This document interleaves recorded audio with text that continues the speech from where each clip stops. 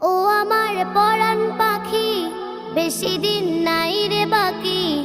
আজরাইল আসবে যখন, পড়বি তখন স্রেফ একাকী।